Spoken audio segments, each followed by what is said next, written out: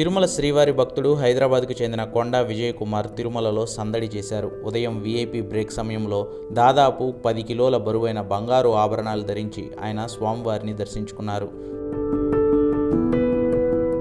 కొండా విజయ్ కుమార్తో సెల్ఫీలు తీసుకునేందుకు భక్తులు పెద్ద ఎత్తున గుమిగూడారు. మెడలో చాంతాడంత చైన్లు, చేతికి కడియాలు, ఉంగరాలు, బంగారు వాచ్తో కొండా విజయ్ కుమార్ సందడి చేశారు. గోల్డ్ మ్యాన్గా పిలుచుకునే ఆయన హోప్ ఫౌండేషన్ చైర్మన్గా వ్యవహరిస్తూ పలు సేవా కార్యక్రమాలు చేపడుతున్నారని, భక్తులను దర్శనానికి తీసుకురావడంతో పాటు అన్నదాన కార్యక్రమాలు సొంత నిధులతో చేపడుతున్నట్లు తెలిపారు. స్వామి ఆశీస్సులతో మా హోప్ ఫౌండేషన్ మరింత విస్తృతం చేయాలని ఈరోజు స్వామిని కోరడం జరిగింది. ప్రతి శనివారం మా హోప్ ఫౌండేషన్ కార్యాలయం వద్ద గత 70 వారాల నుంచి అన్నదానం కొనసాగిస్తున్నాము. ఇది జీవితకాలం కొనసాగించాలని స్వామితో కోరడం జరిగింది.